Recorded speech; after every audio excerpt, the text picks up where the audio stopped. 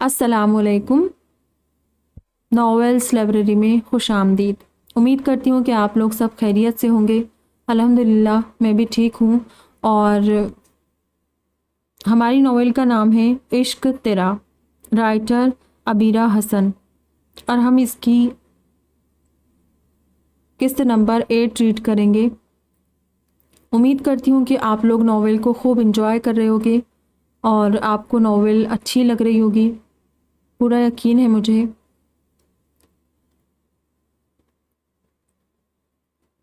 इसी उम्मीद के साथ हम लोग नॉवेल की जानिब बढ़ते हैं। सफ़ीन, क्या हुआ तुम्हें? सफ़ीन उठो। सनम, सनम जल्दी नीचे आओ। सनम, देखो सफ़ीन को क्या हो गया। जैजी, रोज़न यहाँ आओ। महरूसा की चीखें सुनकर रोज़न, जैजी और सनम घबरा कर तेज़ी से भागी आई थी। हॉल में बेहोश पड़ी सफ़ीन पर सबसे पहली नज़र महरूसा की ही पड़ी थी। वो और सनम जब से घर आई थी सफ़ीन पता नहीं कहाँ गायब थी। उन्हें रोज़न और जैजी ने बताया कि वो किसी ज़रूरी काम का कहकर गई है और शाम तक वापस आएगी। अब शाम के 6 बज गए थे मगर सफ़ीन नहीं आई थी। सनम कितनी देर से सफ़ीन का नंबर ट्राई कर रही थी मगर बेच जा रही थी और सफ़ीन कॉल रिसीव नहीं कर रही थी। हालांकि अब तो इस्लामिक सेंटर से आने वाली थी। रोज़न और जैजी शायद टीवी देखने में मगन थी। महरूसा उन दोनों से दोबारा सफ़ीन का पूछने नीचे आई। जब हॉल से गुजरते हुए उसकी नज़र दीवार के पास गिरी सफ़ीन पर पड़ी। वो दौड़ती उसके पास आई लेकिन उसके चेहरे पर नज़र पड़ती हुई हैरान रह गई। फिर घबरा कर ज़ोर ज़ोर से चीखते हुए सबको इकट्ठा कर लिया। तेज़ी से पास आती सनम भी सफ़ीन को फर्श पर पड़े देख लिया था। उसने महरूसा के पास घुटनों के बल बैठते हुए बगौर सफ़ीन का चेहरा देखा। उसके साकेत आंखें सफ़ीन के जख्मी चेहरे पर जमी हुई थी। सफ़ीन को इस हाल में देखते ही उसकी खूबसूरत आंखों से आंसू गिरने शुरू हो गए। फिर वो ज़ोर ज़ोर से चीखते हुए रोने लगी। महरूसा जो पहले ही सफ़ीन को देखकर घबराहट का शिकार थी, सनम को इस तरह फूट फूट कर रोते देखकर और बौखला गई। सनम प्लीज़ चुप हो जाओ, देखो अपनी केटी का क्या हाल हुआ है। मत रो, जल्दी जल्दी मम्मा और पापा को कॉल करो। हमें सफ़ीन को लेकर हॉस्पिटल जाना पड़ेगा। प्लीज़ मत रो वरना मैं भी रोने लगूंगी। रूहां से लहजे में बोलती महरूसा वाकई सनम को बेहाल होते देखकर खुद भी रोने वाली हो गई थी। मगर सनम महरूसा को डर समझने की बजाय सफ़ीन का सर अपनी गोद में रखकर उसके चेहरे पर हाथ फेरते हुए ज़ोर शोर से रो रही थी। अब महरूसा की बर्दाश्त भी ख़त्म हो गई। वो भी सफ़ीन को देखकर रोने लगी। रोज़ाना और जैसी भी अपनी इतनी प्यारी मैम को इस हाल में देखकर घबरा गई मगर उन्होंने सनम और महरूसा की तरह रोने के बजाय समझदारी का सबूत देते हुए जल्दी से मिस्टर मुराद और मिसेस मुराद को कॉल कर दिया था। एक इसका सेल फोन है। आधी सीट बेल्ट बांधते हुए जैसे ही सीधा होकर बैठा उसे अपने पैर के नीचे कोई सख्त सी चीज़ महसूस हुई। उसने जब झुककर नीचे देखा तो सीट के नीचे किसी का सेल फोन पड़ा था। उसने हाथ बढ़ाकर वो लेटेस्ट सेल उठाया जो कि बहुत कीमती था। उस पर 3D बैक कवर लगा हुआ था जो गहरे पिंक कलर का था। कवर पर बहुत खूबसूरत सी बारबी बनी हुई थी। कलर और स्टाइल के हिसाब से तो वो फ़ोन किसी लड़की का होना चाहिए था मगर लड़की की फ़ोन उनकी कार में कहाँ से आया? आदि सोच में पड़ गया। रकीम, हालिब और फ़हीम अपने ट्रैवलिंग बैग्स घसीटते हुए बारी बारी गाड़ी की डिग्गी में रख रहे थे। आदि के सिवा उन तीनों के दिल बेहद बोझल थे। रकीम का अशर देखकर फ़हीम की आयशा से बात करने की हिम्मत जैसे टूट ही गई। इसलिए उसने सोच लिया था कि पाकिस्तान पहुँच ही फ़ोन पर आयशा से बात करेगा। कम से कम यहाँ रहकर उससे कुछ नहीं कह सकता था।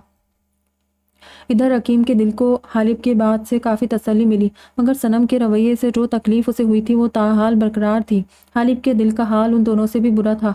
उसकी आंखों के सामने बार बार वो खोलमे घूम रहे थे जो उसने सफ़ीन के साथ गुजारे थे और कुछ घंटों पहले का सफ़ीन के साथ किया गया सलूक तो अब ज़िंदगी भर उसके दिल पर नक्श रहने वाला था। उसका कांच सी नाजुक लड़की को वो तोड़ फोड़ कर आया था। उससे आखिरी बार उसके घर छोड़ते वक्त तो अपना दिल भी उसके पास छोड़ाया था। सफ़ीन को तो उसने उसके गुनाह की सज़ा दे दी थी मगर खुद उसने जो कुछ सफ़ीन के साथ किया था उसकी सज़ा खुद को देनी अभी बाकी थी। वो खुद को भी अपने जुनून की नज़र होने से नहीं बचा सकता था। भारी दिल और उदास आंखों के साथ वो तीनों अपने अपने बैग गाड़ी में रखते हुए अपनी सीट पर बैठ गए जबकि आदि अभी तक फ़ोन हाथ में पकड़कर उसका लॉक खोलने की कोशिश कर रहा था। फ़ोन के लॉक स्क्रीन पर किसी हॉलीवुड एक्ट्रेस की पिक लगी थी। फ़हीम और रकीम पिछली सीटों पर बैठे थे जबकि हालिब आदि के साथ आगे वाली सीट पर बैठा था। क्या हुआ? क्या कर रहे?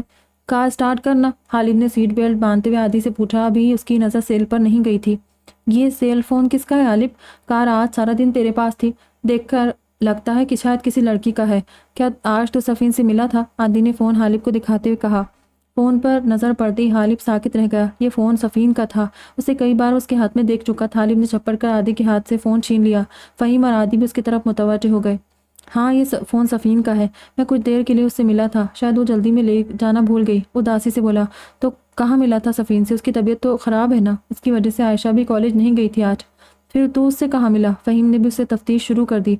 मैं उससे उसी के घर के बाहर मिला था। उसकी तबीयत ख़राब थी, इसीलिए मैंने सोचा कि जाने से पहले उससे मिल लूँ, तो मैंने उसको कॉल करके बुलाया था। यही कार में कुछ देर बातचीत की थी, उसकी खैरियत ली। फिर उसकी मम्मा इस्लामिक सेंटर जाने के लिए निकल रही थी, तो वो उन्हें देखकर जल्दी जल्दी में बाहर निकल गई।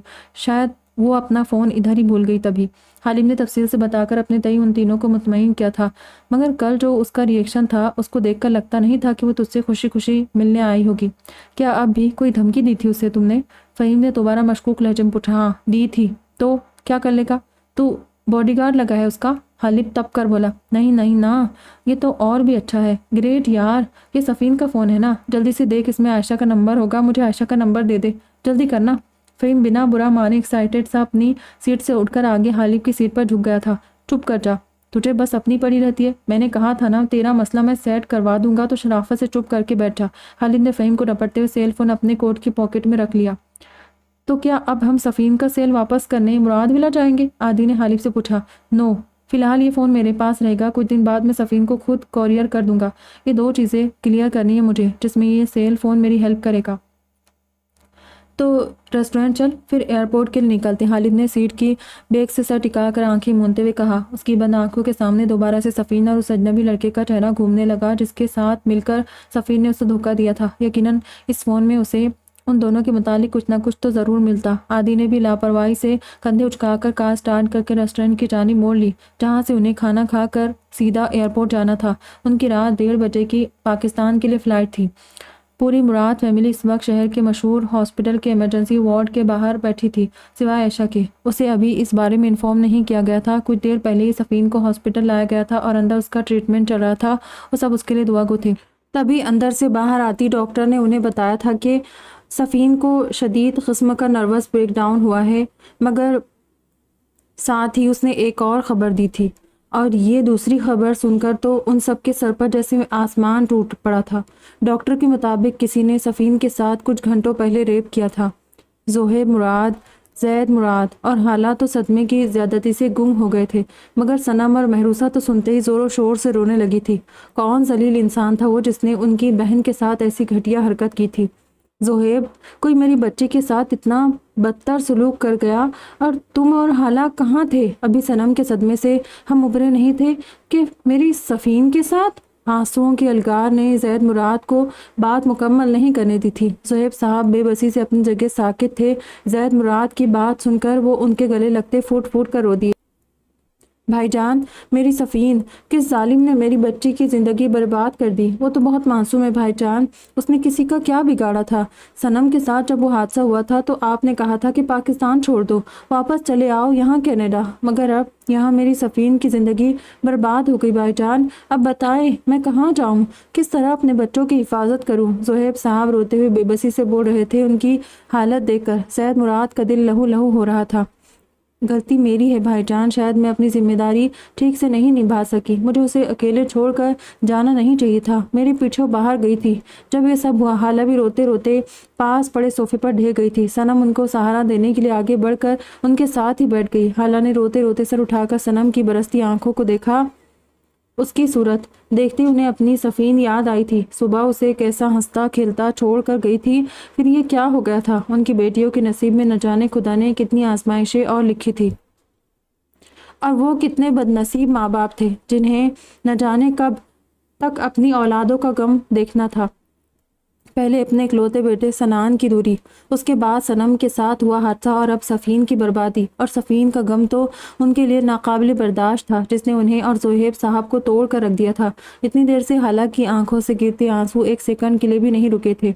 उनसे ज़्यादा बुरा हशर ज़ोहेब मुराद का था। वो इतने मजबूत लंबे चौड़े इंसान आज बेटी के गम पर बच्चों की तरह भाई के गले लग के फूट फूट कर रो रहे थे। उनकी सारी औलादों में सफ़ीन उनकी बेहद लाडली बेटी थी, उनके दिल का टुकड़ा थी। वो मगर आज वो किसी जालिम की हैवानियत का शिकार हो गई थी। उनकी बच्ची, उनकी सफ़ीन अपने ही घर से कुछ घंटों के लिए बाहर गई थी और उन कुछ घंटों में ही किसी वहशी ने उसकी इज्जत को तार तार कर दिया था। उनका दिल बेटी के गम पर फटा जा रहा था। महरूसा भी कब से मुसलसल रोए जा रही थी। सब वो सफ़ीन पर टूटी क़यामत के बारे में आयशा को बताना चाहती थी, मगर ज़ैद मुराद की वजह से खामोश थी, जिन्होंने आयशा को पूरे 9 साल अपने सामने आने नहीं दिया था। अपनी ही सगी बेटी के साथ उनका रवैया इतना अजीब क्यों था कि महरूसा की समझ से बाहर था। वो आयशा से इतने गुरेज़ा क्यों थे, आज तक महरूसा समझ नहीं सकी। मगर इस वक्त तो आयशा को सफ़ीन का बताना चाहती थी, इसलिए डरते डरते बाप के पास जाकर बैठती बोली, डैड क्या हम आयशा को भी बुला लें? उसे अभी तक कुछ नहीं बताया है, बाद में उसे पता चला तो उसे जो सदमा होगा वो अलग, मगर वक्त पर ना बताए जाने पर वो एक हंगामा खड़ा कर देगी। प्लीज़ आज तो मना मत करे, अपनी सफ़ीन पर क़यामत टूट पड़ी है और उसे पता भी नहीं। महरूसा ने रोते हुए कहा। ज़ैद मुराद ने डबडबाती आंखों से बेटी का चेहरा देखा और खामोशी से सर इस बात में हिला दिया। वो आज पूरे 9 साल बाद अपनी बड़ी बेटी से मिलने वाले थे, वो भी किस तरह के हालात में, जब उनकी जान से अजीज़ भतीजी उनकी सफ़ीन ज़िंदगी और मौत के बीच झूल रही थी। इधर महरूसा उनकी रजामंदी मिलते ही तेज़ी से उनके पास उठी और आयशा का नंबर मिलाती ही बाहर निकल गई। रात 9 बजे वो चारों अपने फेवरेट रेस्टोरेंट में डिनर के लिए पहुंचे थे। वो जब भी यहाँ आते थे अपने लिए पहले से ही एक मखसूस टेबल बुक करवा लेते थे। रेस्टोरेंट का मैनेजर भी पाकिस्तानी था, उन्हें पर्सनली जानता था। उस रेस्टोरेंट के इंटीरियर के अलावा यहाँ का पुरसुकून माहौल उन्हें बहुत पसंद था। पूरे रेस्टोरेंट में फैली देसी खानों की खुशबू उन्हें अपने देश की याद दिला देती थी। कनाडा के अजनबी सर्द माहौल में इस पाकिस्तानी रेस्टोरेंट का देसी खाना उन चारों को अपने पन का एक अनोखा सा एहसास बख्शता था। 3 तरफा लकड़ी की दीवारों के सामने चौथी दीवार फर्श से छत तक शीशे की थी। इसी दीवार के साथ लगी सबसे आखिरी वाली टेबल पर वो हमेशा आकर बैठते थे, जहाँ से पूरे शहर का खूबसूरत व्यू दिखाई देता था। रेस्टोरेंट के गर्म रूम में बैठकर सामने रोड पर गिरती बर्फ को देखने का मजा ही कुछ और था। अब भी वो पहले से बुक अपनी पसंदीदा जगह पर आकर बैठे थे।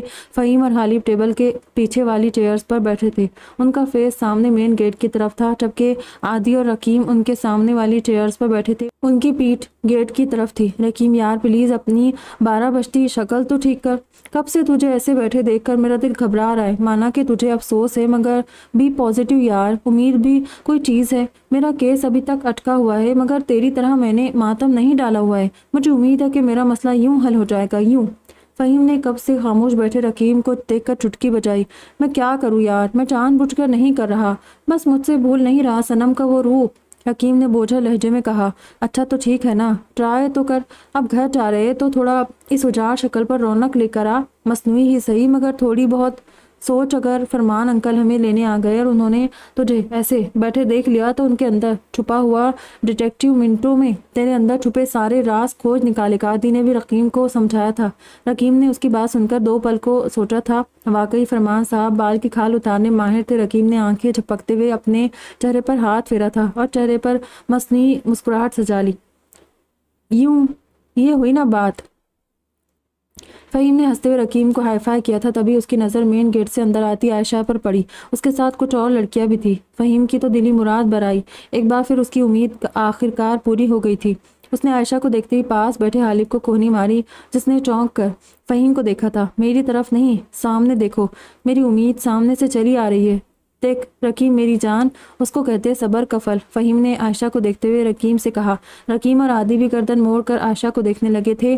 अभी वो लोग उसे देख ही रहे थे कि आयशा ने कुर्सी पर बैठने से पहले अपना पहना हुआ ब्लैक लॉन्ग कोट उतारा और उसको देखते ही हंसते हुए फ़हीम की हंसी को ब्रेक लगा था। आयशा ने ऊंचा सा जोड़ा बांधा हुआ था। वो हॉल्टर नेक वाली ब्लू कलर की ड्रेस पहनी हुई थी, जो उसके घुटनों से भी ऊपर तक थी। ड्रेस पूरी तरह बैकलेस थी, जिससे उसकी पतली लंबी राजहंस सी गर्दन से लेकर आधी से ज्यादा कमर इतनी दूर से भी लश्कारे मारती साफ दिखाई दे रही थी। आयशा को इस तरह के लिबास में देखकर उन तीनों ने तेजी से अपनी नजरें फेरी थी और दोबारा गर्दन मोड़कर सीधे बैठ गए। यहाँ इस तरह के नज़ारे लोगों के लिए आम बात थी, इसलिए कोई उसकी तरफ मुतवज्जो नहीं था। मगर आयशा को इस तरह अपने दोस्तों के सामने देखकर फ़हीम का खून खौल उठा था। वो तीनों एक दूसरे से भी अपनी नजरें चुरा रहे थे। फ़हीम उन तीनों से नजरें चुराता अपनी चेयर घसीटकर फौरन खड़ा हुआ और चेहरे पर काफी जारहाना तासुरात थे। फ़हीम रुक रुक, फ़हीम कहाँ जा रहा है? हालिब ने गुस्से से उठते फ़हीम का हाथ पकड़कर रोकना चाहा, मगर फ़हीम उसका हाथ झटककर आगे बढ़ गया। वो गुस्से में भरा तेजी से आयशा की चेयर तक पहुंचा, उसका बाजू पकड़कर झटके से अपने सामने खड़ा किया। ये किस तरह के कपड़े पहने हैं आपने आयशा? क्या मिस्टर मुराद इतने कंगाल हो गए हैं कि उनके पास आपको ढंग के कपड़े दिलाने के लिए पैसे नहीं बचे? अगर ऐसा है तो मैं आपको कपड़े दिला देता हूँ, मगर तब तक अपने इस दावत नज़ारा देते वजूद को लोगों से छुपा कर रखे। फ़हीम ने कुर्सी पर पड़े उसके लॉन्ग कोट को उठाकर उसकी बरहना कमर को दोबारा ढक दिया, जबकि आयशा हैरत से मुंह खोले फ़हीम की शक्ल देख रही थी। हाउ डेयर यू, हिम्मत कैसी है आपकी मिस्टर फ़हीम दुर्रानी मुझसे इस लहजे में बात करने की? आपकी इतनी जुर्रत कि मुझसे इतनी बदतमीजी से बात करे? वो जोर से चिल्लाती बोली और झटके से अपना कोट उतारकर दूर फेंक दिया। अब सब लोग उन दोनों की तरफ मुतवज्जो हो गए थे। ये मेरी लाइफ है, मेरी जो मर्जी होगी वो पहनूंगी, जैसे दिल चाहेगा वैसे रहूंगी। आप होते कौन है मुझसे इस टोन में बात करने वाले? मैं आपका लिहाज कर रही हूँ क्योंकि आपका एक एहसान है मुझ पर, वरना इतनी देर में मैं इंसान का मुंह तोड़ देती हूँ, समझे? आयशा उसको उंगली दिखाकर वार्न करती हुई बोली, नो नो आयशा, इस मामले में मैं आपकी मर्जी नहीं चलेगी, ये आप समझ ले। यूं आपको नुमाइशी सामान की तरह सबके सामने पेश होने की इजाज़त नहीं दूंगा मैं। उठाइए कोट और पहने दोबारा। फ़हीम जोर से टेबल पर हाथ मारता बोला। आयशा के साथ आई लड़कियां भी अब फ़हीम के गुस्से से डर गई थी, जो सुर्ख आंखों से आयशा को घूर रहा था। है कौन आप? क्यों आपकी इजाज़त लूंगी मैं? और नहीं पहनूंगी मैं ये कोट। क्या कर लेंगे आप? आयशा ने सुकून से सीने पर हाथ बांधते हुए लात मारकर कोट को दूर कर दिया। फ़हीम ने एक नज़र उसको देखा और दूर पड़े उसके कोट को। अच्छा तो ये बात है, ओके, फिर इस मुख्तसर लिबास का भी तकल्लुफ़ क्यों? उसे वो उतार फेंके। सर्द लहजे में बोलते हुए फ़हीम ने उसकी गर्दन के गिर्द लिपटे ड्रेस की हॉल्टर नेक की तरफ हाथ बढ़ाया। आयशा की गर्दन की पुश्त को जैसे ही फ़हीम के हाथ ने छुआ, वो बुदक कर पीछे हुई और एक ज़ोरदार थप्पड़ फ़हीम के गाल पर मारा था। अपनी हद में रहे मिस्टर फ़हीम, और एक बात अपने जहन में बिठा ले, अपनी तरफ बढ़ते हाथों को तोड़ना मैं अच्छी तरह जानती हूँ। आज तो मुझे छूने की गलती कर गया, लेकिन आइंदा ऐसी कोशिश गलती से भी की ना तो ये हाथ दोबारा उठने के काबिल नहीं रहेंगे। बहुत लिहाज कर लिया आपका, शराफत से दफ़ा हो जाए यहाँ से, वरना मुझसे बुरा कोई नहीं होगा, आयशा ने भड़कते हुए लहजे में कहा। फ़हीम ने सबके सामने हुई इस बेइज्जती पर गुस्से से मुठ्ठियां भेजकर बमुश्किल खुद को कंट्रोल किया था। तब तक वो तीनों और रेस्टोरेंट का मैनेजर भी फ़हीम के पास आकर खड़े हो गए। रकीब ने फ़हीम का बाजू पकड़कर खींचा। वो उसे अपने साथ ले जाना चाहता था, मगर फ़हीम ने अपना हाथ झटके से छुड़ाया और खामोशी से जाकर कुछ दूर ज़मीन पर पड़ा आयशा का कोट उठाया था।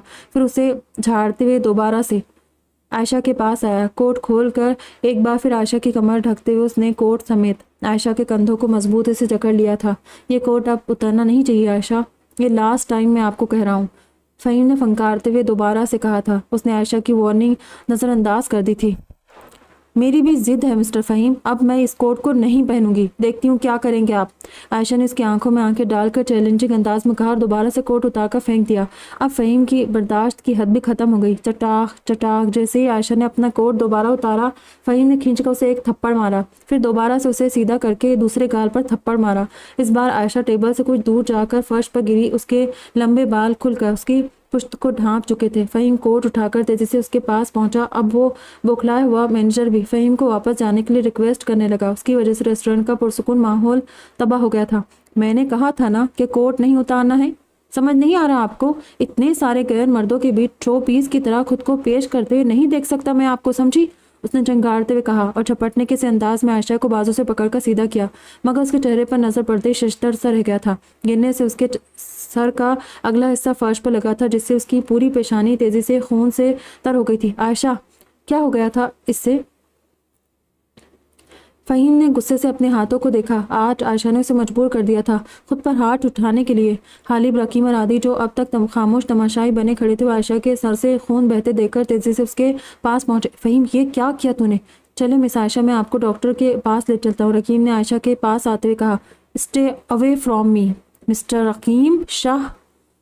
आयशा ने हाथ उठाकर रकीम को उसी जगह रोक दिया था और गजबनाक नजरों से फ़हीम को देखती हुई खुद से झटके से उठ खड़ी हुई।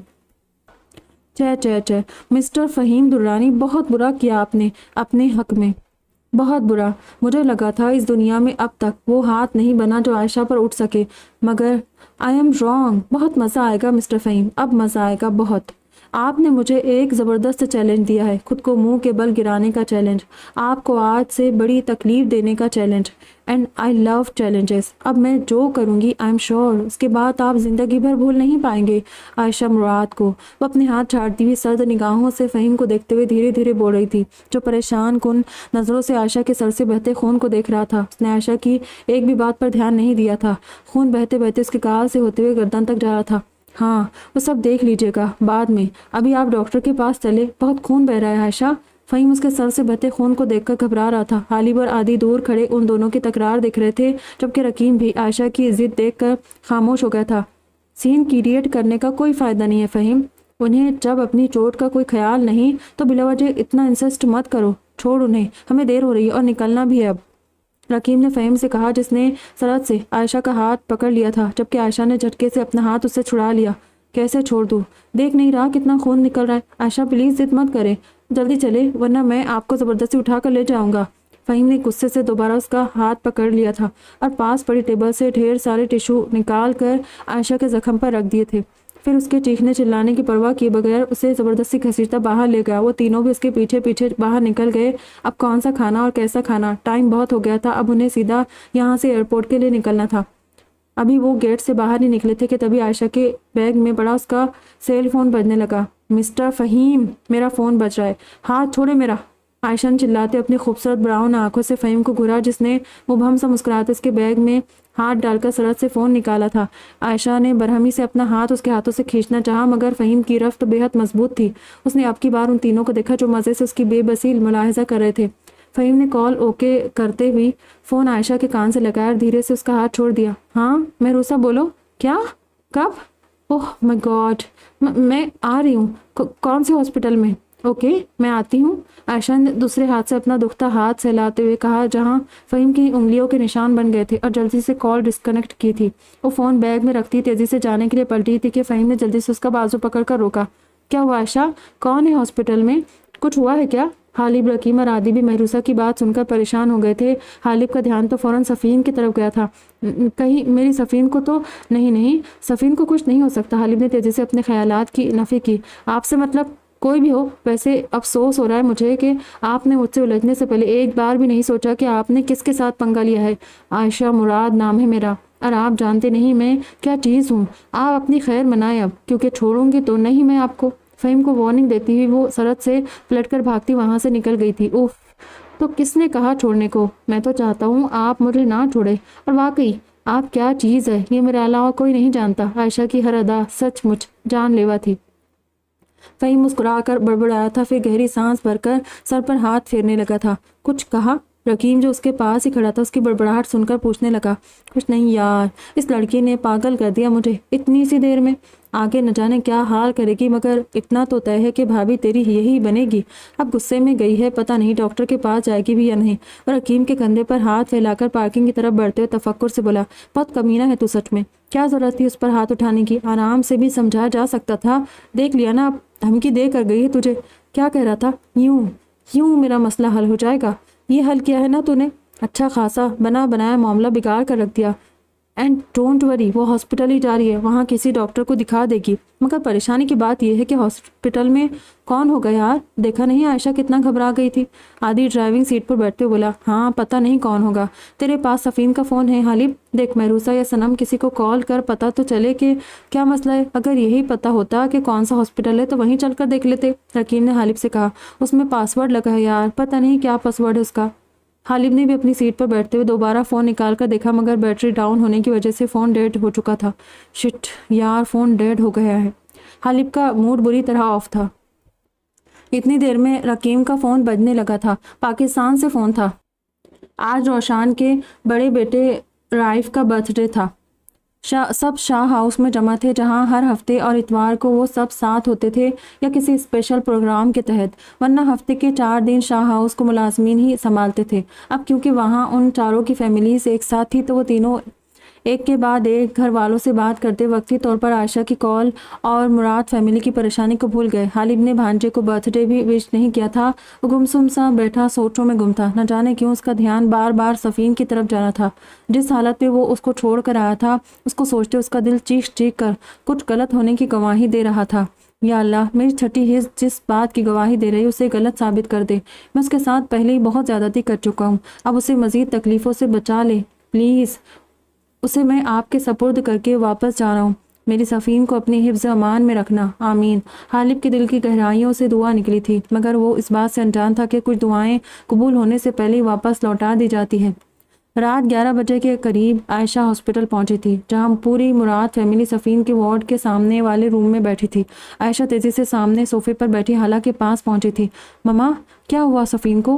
वो तो सुबह तक ठीक थी ना, क्या हुआ उसे? अचानक वह हाला से पूछने लगी थी। अभी तक उसकी नज़र कोने में पड़े सोफे पर मौजूद जैद मुराद पर नहीं पड़ी थी, जो उसे देखकर एकदम से साकित से बैठे रह गए। वो बिल्कुल अपनी माँ शिफा की तस्वीर थी, वो बहू शिफा जैसी, वही आंखें, वही चेहरा, वैसे ही बाल। उन्होंने आज 9 साल बाद उसे रूबरू देखा था और देखते रह गए थे। इसके लिए दुआ करो आयशा, डॉक्टर कह रहे हैं कि उसकी हालत में कोई सुधार नहीं आया। डॉक्टर्स ने उसकी जान तो बचा ली, मगर वो अब तक होश में नहीं है आई बेटा, और ये बेहोशी उसके लिए ख़तरनाक है। डॉक्टर्स को डर है कि सुबह तक अगर होश नहीं आया तो कोमा में न चली जाए। हाला उसे बताते हुए रो पड़ी थी, जबकि उसे गौर से देखते जोहेब मुराद धीरे धीरे चलते भाई के पास से उठकर सामने आ खड़े हुए। बेटा, ये आपके सर पर क्या हुआ? कैसे लगी है चोट आपको? जोहेब साहब उसके माथे को छूते हुए बोले, जख्म से बहता हुआ खून तो फ़हीम के लगाए टिश्यूज़ से रुक गया था, और वो चेहरे पर बहता खून भी रास्ते में साफ कर चुकी थी, मगर कुछ खून अब भी जख्म पर जमा हुआ था। आयशा ने चचा की बात सुनते ही अपना जख्म छू कर देखा था, साथ ही उसे फ़हीम की हरकत भी याद आई थी। वो पापा में कुछ देर पहले सीढ़ियों से फिसल कर गिर गई थी, इसीलिए सर पर चोट लग गई है। उनसे नजर चुराते हुए बोली, और अपने खुले बिखरे बाल मजीद चेहरे के इतराफ फैला लिए ताकि फ़हीम के मारे गए थप्पड़ों के निशान छुप जाए। ऐसा करते हुए उसके दिल में फ़हीम के लिए शदीद नफरत पैदा हुई थी। You will pay for it Faheem Durrani, वो ज़रा बड़बड़ाई थी। ध्यान रखा करो बेटा अपना, चलो जल्दी से बैंडेज करवाओ, चलो मेरे साथ। वो आयशा का हाथ पकड़कर उठाते हुए बोले। इतनी टेंशन के माहौल में भी उन्हें सबका वैसे ही ख्याल था जैसे आम हालात में होता था। जैद मुराद को अपने छोटे भाई पर हमेशा रश्क आता था, जो जैद मुराद के हिस्से की जिम्मेदारियां भी बहुत पहले से उठाते आ रहे थे, जबकि वो खुद रिश्तों को निभाने के मामले में शुरू से नाअहल रहे थे। प्लीज़ पापा, आप परेशान मत हो, मैं सनम के साथ चली जाती हूँ, आप बैठे प्लीज़। मुझसे ज़्यादा ज़रूरी इस वक्त सफ़ीन का ठीक होना है, आप उसके लिए दुआ करें। आयशा ने उन्हें हाथ पकड़कर सामने सोफे पर बिठाया। तभी उसकी नज़र पहले से सोफे पर बैठे खुद को देखते जैद मुराद पर पड़ी, जो बिना बल्कि झपकाए उसे देख रहे थे। उनके इस तरह देखने पर हैरान होती हुई तेज़ी से पलटी और सनम का हाथ पकड़कर बाहर निकल गई थी। कैसे सनम, कैसे हुआ ये? मैं सुबह उसे बिल्कुल ठीक ठाक छोड़कर गई थी, अचानक नर्वस ब्रेकडाउन कैसे हुआ उसका? बाहर आकर वो सनम के साथ बेंच पर बैठती हुई बोली, मुझे नहीं पता, मुझे कुछ नहीं पता आयशा। मैं जब महरूसा के साथ घर पहुंची तो घर पर नहीं थी। रोज़न और जैजी ने कहा कि वो किसी काम से बाहर गई है, शाम तक आ जाएगी। हम उसका इंतज़ार कर रहे थे। मम्मा भी इस्लामिक सेंटर गई थी, 6 बजे तक भी वो नहीं आई थी। मैंने कई बार उसका नंबर ट्राई किया, मगर वो फ़ोन नहीं उठा रही थी। तभी महरूसा उसके बारे में पूछने दोबारा रोज़न और जैसी के पास गई थी, लेकिन कुछ ही देर में उसके चीखने की आवाज़ सुनकर मैं नीचे पहुंची तो देखा कि सफ़ीन फर्श पर गिरी हुई है और उसका चेहरा बुरी तरह से ज़ख्मी था। उसे बताते हुए सनम घुटी घुटी आवाज़ में दोबारा सिसकने लगी, जबकि आयशा सनम को अपने गले लगाकर उसकी पीठ थपथपाने लगी। सफ़ीन का चेहरा ज़ख्मी? आयशा बड़बड़ाई। हाँ आयशा, और डॉक्टर कहते हैं कि किसी ने सफ़ीन के साथ रेप किया है। उससे अलग होकर बोलते हुए सनम दोबारा से फूट फूट कर रोने लगी। अब की बार आयशा बिल्कुल साकित बैठी रह गई थी। उसने फटी फटी आंखों से सनम का चेहरा देखा था। क्या कह रही हो तुम सनम, पागल हो गई हो? सफ़ीन का रेप? आयशा की आवाज़ हैरत की ज़्यादती से फट सी गई। हाँ आयशा, बर्बाद हो गई हमारी सफ़ीन, किसी ने उसको जिंदा दरगोर कर दिया है। पापा, मम्मा, सबको पता चल गया है, सब जान चुके हैं कि उसे किसी ने। मेरा दिल फटा जा रहा है अपनी बहन को इस हाल में देखकर। मुझे तो अल्लाह ने एक शैतान से बचा लिया, मगर मेरी बहन को न जाने किस शैतान ने अपनी हैवानियत का शिकार बना लिया। सनम ने रोते हुए सामने बैठी आयशा को देखा, जो साकित आंखों से सनम का चेहरा देख रही थी। वो सदमे से गुम हो गई। उसे पता भी नहीं चला कि कब वो रोने लगी। जब से वो जोहेब मुराद और हाला के पास आई थी, आंसुओं से उसका वास्ता ना होने के बराबर था, क्योंकि उसके पापा कहते थे कि आंसू बहाने वाले कमज़ोर होते हैं और दुनिया कमज़ोर लोगों को अपने पैरों तले कुचलकर आगे गुजर जाती है। इसलिए वो आंसू बहाकर इस दुनिया के सामने कमज़ोर नहीं पड़ना चाहती थी। मगर आज वो अपनी बहन के दुख पर रो पड़ी थी। उसकी नज़रों के सामने सफ़ीन का हंसता मुस्कुराता चेहरा घूम गया। उसकी बहन, उसकी सफ़ीन आज न जाने किस शैतान की शैतानियत का शिकार हुई थी। सनम, क्या सफ़ीन के बारे में हालिब को पता है? आयशा ने करब से आंखें मूंदते हुए सनम से पूछा। पता नहीं, हम शाम से यही हैं और सफ़ीन का फ़ोन भी पता नहीं कहाँ है। इसी में हालिब का नंबर होगा। सनम ने दोनों हाथों से अपना सर थाम लिया था। तभी आयशा की नज़र उसके पीछे आकर खड़ी हुई महरूसा पर पड़ी थी, जो उन दोनों की आखिरी बात सुन चुकी थी। मेरे पास उन लोगों का कॉन्टेक्ट नंबर है, तुम कहो तो मैं नंबर लेकर आऊँ? महरूसा सनम के पास बैठती बोली, नहीं अभी नहीं, पहले दुआ करो कि सफ़ीन होश में आ जाए, उसके बाद मैं हालिब से खुद बात करूंगी, आयशा ने महरूसा से कहा, जिसने असबात में हिलाया। चलो पहले अपने बैंडेज करवाओ आयशा। सनम आयशा को उठाकर अपने साथ लिए आगे बढ़ गई। फाइनली हम घर पहुंच गए। वो चारों अपने घरों के मुश्तरका और बड़े से गेट के आगे अपने बड़े बड़े ट्रैवलिंग बैग फेंक कर खड़े होते बोले थे। अपने कहने के मुताबिक वो सही शाम 4 बजे अपने घर के बाहर मौजूद थे। उन्हें देखते ही चौकीदार ने तेजी से बड़ा सा मेन गेट वाक कर दिया था। वो चारों आगे पीछे अंदर बढ़े थे। सबसे पहले उन चारों पर अनाया की नज़र पड़ी। वो अपने पापा के घर से वापस जावियार हाउस जा रही थी। उन चारों को देखते हुए जोर से चीखती हुई आदि के गले लग गई। आ गए तुम लोग, कितना मिस किया तुम्हें सबने। वो आदि से अलग होती उन तीनों को देख कर बोली, चलो इधर ही आ जाओ, डैड भी कब से वेट कर रहे तुम्हारा, इसलिए तुम सब मेरे साथ पहले जावियार हाउस चलो, पहले डैड से मिलो, वो तुम सबको साथ देखकर बहुत खुश होंगे। वो आदि और हालिब के साथ फहीम रकीम को भी अपने साथ घसीटती हुई जावियार हाउस ले आई थी। जावियार हाउस में आज भी जावियार साहब की वजह से ही वैसी रौनक लगी हुई थी जो उनके होते हुए हमेशा होती थी। जब वो लोग अंदर दाखिल हुए तो जावियार साहब दिलबर से लड़ने में बिजी थे। तो मैनू एक गल दस, तूने मुझसे कौन सा शरीका लगाया हुआ है? मैंने कहा सी कि मैनू अच्छी सी चाय बना दे। ए की बनाया ए? उसे चाय कौन खोता कह सकता है?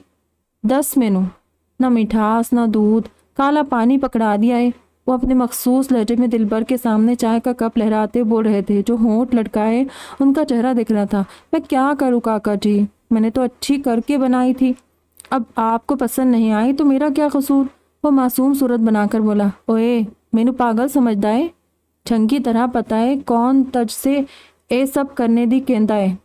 तेरी काकी दी बड़ाई पटिया है, दुश्मन है वो मेरे खाने पीने की। आ लेने दो मेरे हालिब नू, सबके बारे में बताऊंगा, और ख़ास तौर पर उसकी माँ जो जुल्म ढाटी है मुझ पर, वो ख़ास तौर पर बताने ही मैंने अपने पुत्र को। वो गुस्से में भरे दिलबर से बरस पड़ रहे थे जब दिलबर की नज़र अनाया समेत उन चारों पर पड़ी। अनाया ने हाथ से दिलबर को तसल्ली दी और खुद किचन में जाविया शाह के लिए चाय बनाने चली गई, जिस पर दिलबर ने सुकून का सांस लिया, यानी अब उसकी खलासी हो जानी थी। वो तीनों जावियार साहब के गुस्से पर पीछे खड़े मुस्कुरा रहे थे जब हालिब मुस्कुराता और धीरे धीरे आगे बढ़कर उनकी पुश्त से लिपट गया। आपका हालिब आ गया डैड, बाप के कान में सरगोशी करते हुए उनके कंधे पर सर टिका गया था, जबकि जावियार साहब हालिब की आवाज़ सुनकर शशतर रह गए। हालिब मेरा बच्चा आ गया, मेरा पुत्र। वो चहकते हुए मुड़े थे और शिद्दत से बेटे को अपने गले लगाया। मेरा बच्चा वापस आ गया, मेरा हालिब, मेरी जान। सबने कितना याद किया तुझे पुत्र, आ बैठ इथे ही मेरे कोल। उसके माथे पर प्यार करते हुए वो उसे साथ लेकर बैठने लगे थे कि तभी उनकी नज़र कुछ दूर खड़े उन तीनों पर भी पड़ी थी। ओए तो सारी भी आ गए, अच्छा किया मेरे बच्चों, आओ। रकीम मेरा बच्चा, आदि पुत्र फहीम मेरे शेर। वो आगे बढ़कर उन तीनों को बारी बारी गले लगाकर उनके माथे पर प्यार करने लगे थे। मेरे बच्चे वापस आ गए, मेरा दिल खुश हो गया है। आज मैंने हाशिम से कह दिया सी कि मैंने आज तो नहीं जाना ऑफिस, मेरे बच्चे वापस आ रहे हैं। राहिया भी कब से इंतज़ार कर रही सी, अभी कुछ देर पहले उसे जैनब ने बुलाया है। तुम लोग आराम नाल बैठो पुत्र। ओए दिलबर सुन यार, छेती कच बना कर ला मेरे बच्चों के लिए, बल्कि एक काम कर, अनाया से बोल, तू तो वही मलगूबे बना कर ले आएगा, खोता ना होते। जाविया शाह खुशी से निहाल हो रहे थे। वो रकीम और फहीम के बीच बैठे उन्हें अपने साथ लगाए हुए थे, जबकि हालिब और आदि बराबर वाले सोफे पर बैठ गए थे। हम लोग सुबह से तुम्हारा इंतज़ार कर रहे थे पुत्र जी। शहरियार, फरमान, रेहान, आज कोई ऑफिस नहीं गया, सिर्फ तुम्हारे भाई लोग गए हैं।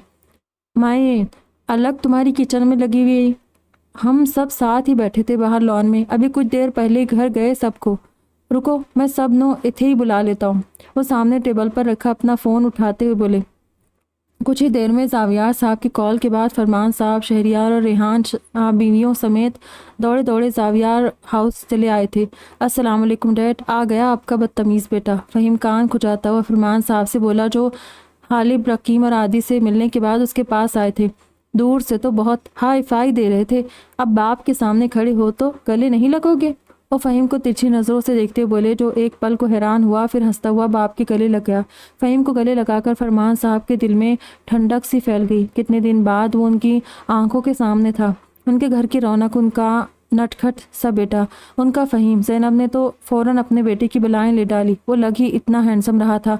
बहुत ज़्यादा मिस किया मैंने अपने शहजादे को, बस बहुत घूम फिर लिया। आगे से ये सब ट्रिप्स बंद कर दो। अब मैं इतने दिनों के लिए कहीं भी जाने नहीं दूंगा तुम्हें। पूरा घर काट खाने को आ रहा था तुम्हारे बिना। वो शायद पहली बार फ़हीम से अपने जज्बात खुलकर बयान कर रहे थे। फ़हीम ने आंखें फाड़ कर बाप को देखा, जो आज उसे झटके पर झटके दे रहे थे। फरमान साहब बेटे की हैरान सूरत देखकर उसे अपने साथ लगाए हंसते चले गए। मॉम, आपके सरताज की तबीयत तो ठीक है ना? काफ़ी नशे में लग रहे, कहीं पीने तो नहीं लग गए मेरे पीछे? आज इतना टूट कर प्यार क्यों मर रहा है मुझ गरीब पर? फ़हीम परेशान सा माँ के कान में बोला था, जिन्होंने खींचकर उसे एक चपेड़ मारी थी। इज्जत के काबिल ही नहीं हो तुम। वो गुस्सा करते हैं तभी मुंह बनाते हो, अब प्यार से बात कर रहे तो भी शक कर रहे हो। ज़ैनब उसके कान में बोलती हुई उठकर किचन में चली गई थी। शहरियार आफंदी भी आदि को गले लगाकर उसकी पेशानी चूमकर शांत हो गए थे। वाकई औलाद वालिदैन के लिए उनके रब का बेहतरीन इनाम होती है। वो आदि को अपने साथ लगाकर बेसाख्ता सोचने लगे, बेटा जी अब आप आ गए हो ना, तो अपनी माँ को हैंडल कर लेना। बड़ी टेढ़ी खीर है, 31 साल हो गए झेलते हुए, आज तक कोई सुधार नहीं आया। तुम्हारे पीछे कैसे संभाला मैंने, मेरा दिल ही जानता है। शहरियार साहब आदि के कान में सरगोशी करते बोले, जो लाड से माँ के साथ लगा बैठा था। महविश बार बार उसका सर माथा चूम कर दिल ही दिल में उसकी नज़र उतार रही थी। नॉट फेयर डैड, मेरी मम्मा बहुत स्वीट है, वो बिला वजह किसी से भी कुछ नहीं कहती, इसलिए उनकी शान में ऐसे लफ्ज़ ना कहें, वरना मैं बुरा मानकर मम्मा की साइड भी हो सकता हूँ, और गलती से भी मैंने उनको आपके नादिर ख्यालात बता दिए तो फिर नुक्स अमन का खतरा हो जाएगा। आदि भी बाप से सरगोशी में बोला। जवाबन शहरियार आफंदी ने उसका कान पकड़कर मरोड़ दिया था। बाप को धमकिया? वो मसनीन गुस्से से बोले। आज तो रेहान शाह भी बहुत खुश थे। फातिमा के बेटे ने उन्हें इतने दिन से कोई लिफ्ट ही नहीं कराई थी। अब उनका बेटा वापस आ गया था, उनका रकीम, उनकी परछाई। वो अपने बेटे को गले लगाकर सरशार हो गए थे। अब वो फातिमा के बेटे को अच्छा सबक सिखा सकते थे। मेरा पुत्र आ गया, अब मैं इस रूहान के बच्चे को अच्छी तरह बताऊंगा। तेरे बगैर बड़ा अधूरा हो गया था यार। ये दोनों माँ बेटे बस एक दूसरे के लाड उठाते थे, खास कर मेरे सामने, ताकि मुझे चला सके। रेहान शाह ने रकीम के सामने अपना दुखड़ा रोया।